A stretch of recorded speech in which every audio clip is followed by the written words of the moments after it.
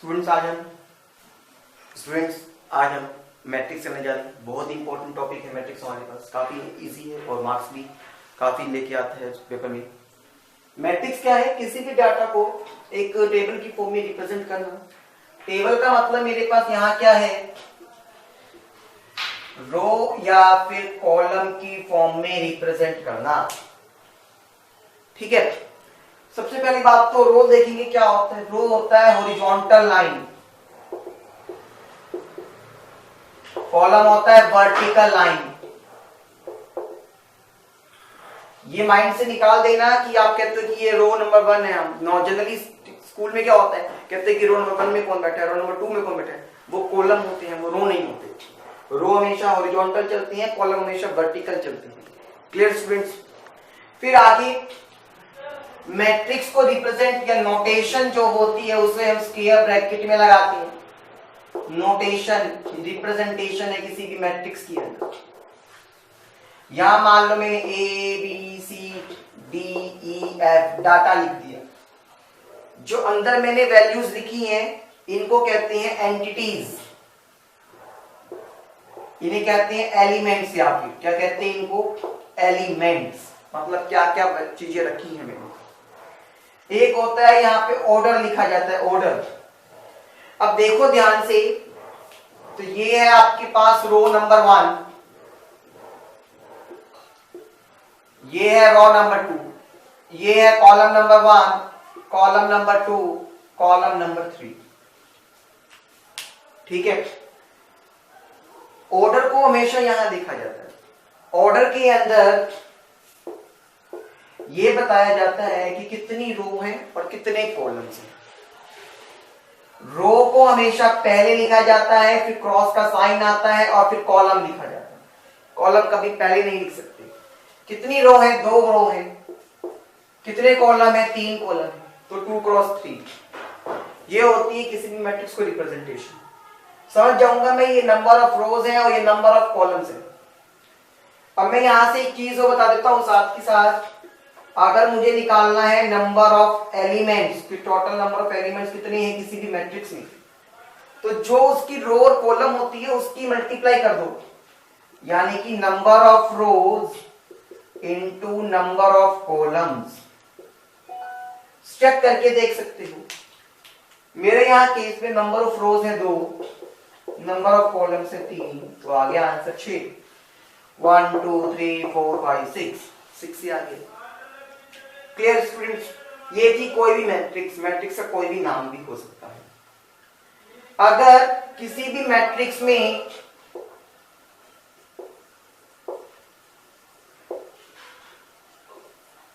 Number of rose and number of columns same नहीं होते तो वो रेक्टेंगुलर मैट्रिक्स होती है।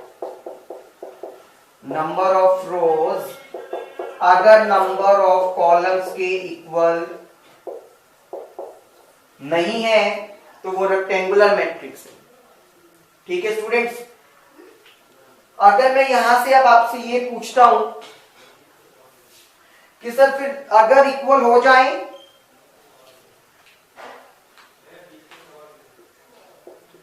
If equal then called square matrix, उसको फिर हम क्या कहेंगे?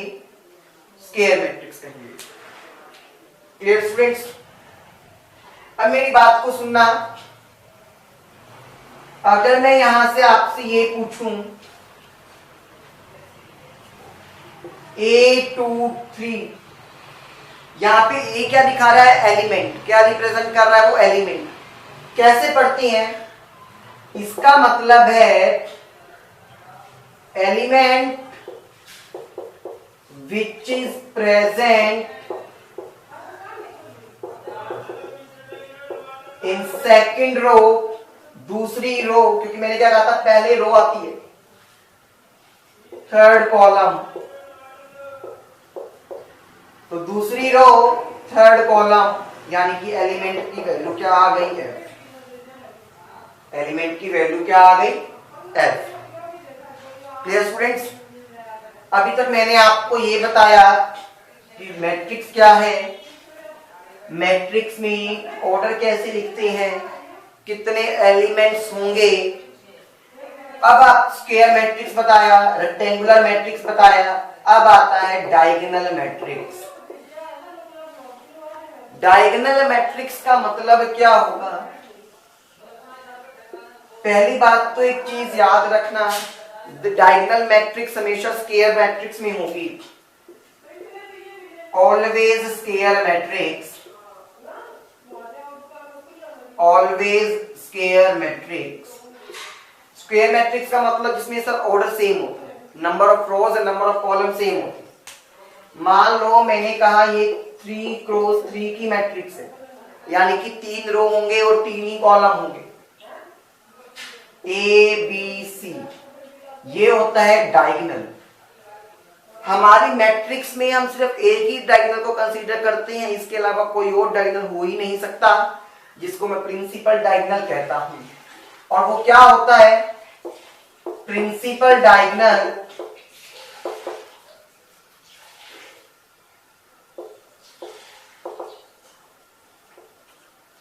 Starts from left upper most part, left side के सबसे ऊपर वाले पार्ट से जो शुरू होता है वो मेरे पास क्या होता है? Principal diagonal. हम ये वाला डायगोनल कंसीडर नहीं करते। क्लियर? अगर डायगोनल मैट्रिक्स क्या होती है? अगर किसी भी मैट्रिक्स के अंदर डायगोनल एलिमेंट्स तो अवेलेबल हों, उसके अलावा जितने भी एलिमेंट्स हैं उन सब की वैल्यू 0। कोई भी एक ऐसी मैट्रिक्स जिसमें सिर्फ डायगोनल एलिमेंट्स अवेलेबल हों, उसके अलावा जितने भी एलिमेंट्स हैं वो सब 0 हो जाएं, तो वो क्या होता है? Diagonal matrix. क्लियर? अब कंडीशन यहां पर ये है, elements of diagonal can also be 0। वो भी क्या होगा? 0 हो सकते हैं। मान लो मैंने ये कहा इस बी की जगह मैंने यहां 0 रख दिया, तो अब ये डायगोनल मैट्रिक्स है, कोई फर्क नहीं पड़ेगा। लेकिन मैंने इस ए को भी 0 कर दिया तब भी कोई फर्क नहीं, सी को भी 0, तीनों को 0 कर दिया और बाकी भी सब 0 थे, तो वो बन जाएगी null matrix. Then it will be called as null matrix और यू कैन से 0 मैट्रिक्स। ये चीज क्लियर हो गई स्टूडेंट्स? अच्छा, अब फिर आपके पास आता है स्क्वायर मैट्रिक्स।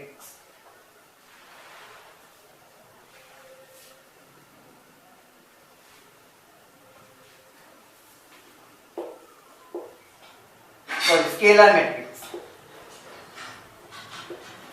स्केलर मैट्रिक्स क्या होगा स्टूडेंट्स? कोई भी एक ऐसा स्क्वायर मैट्रिक्स, पहली बात तो स्क्वायर होना चाहिए, स्क्वायर मैट्रिक्स जिसमें डायगोनल को छोड़ के सारे एलिमेंट्स 0। सर वो तो डायगोनल मैट्रिक्स था, हाँ, लेकिन जितने भी एलिमेंट उसके अंदर अवेलेबल हैं डायगोनल के, वो सब इक्वल हो। डायगोनल के सारे एलिमेंट क्या हो? इक्वल। डायगोनल के सारे एलिमेंट्स क्या हो? इक्वल, बाकी सब 0, तो उसको कहेंगे स्केलर मैट्रिक्स। यहां तक स्टूडेंट्स ठीक है? अच्छा, फिर हम आगे चलते हैं, कुछ अलजेब्रिक ऑपरेशंस जो कि हम यूज करते हैं हमारे पास मैट्रिक्स के अंदर। अलजेब्रा, सबसे पहले मैं बात करूंगा एडिशन।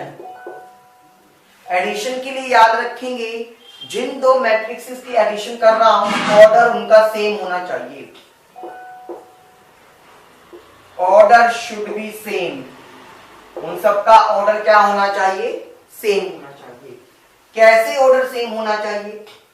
ऑर्डर सेम होने का मतलब, जैसे कि मान लो मैंने एक मैट्रिक्स लिया 1 2 3 4, ये क्या है? 2 क्रॉस 2। समझाने के लिए चलो मैं एक और अच्छी तरीके से लेता हूं, ये 3 4 5 और 6। इसका ऑर्डर क्या है? 2 क्रॉस 3। एक मैंने लिया 4 0 1 7 9 8। इसका ऑर्डर भी क्या है 2 क्रॉस 3, क्योंकि 2 रो है 3 कॉलम है।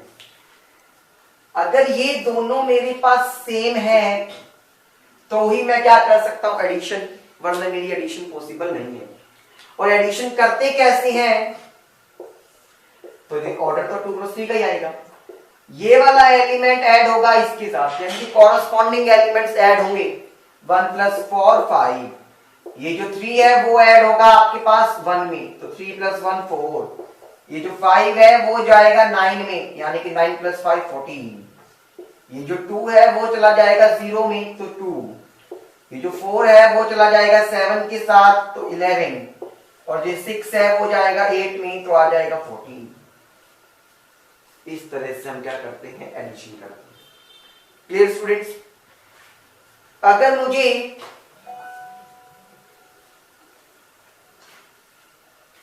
सब्ट्रैक्शन करनी हो तो भी वही है 1 2 3 4 5 6 -1 और ये 2। इसका ऑर्डर भी 2 क्रॉस 2, इसका भी 2 क्रॉस 2, दोनों का ऑर्डर सेम है, तभी मेरा माइनस या सब्ट्रैक्शन पॉसिबल है। काम वही करना है कॉरस्पॉन्डिंग एलिमेंट्स को, लेकिन सिर्फ एडिशन और सब्ट्रैक्शन में अभी तक खाली, ठीक है। अभी हमने कुछ और नहीं देखा। 1 में से 5 गया माइनस का 4। अब ऐसा नहीं कर सकते, इसमें से पहले वाले में से ही दूसरे को माइनस करना है। 3 माइनस माइनस प्लस 1 तो 4। 2 में से 6 चला गया तो माइनस का 4। 4 में से 2 गया तो 2। आपका रिजल्ट आ गया। Clear students? Thank you.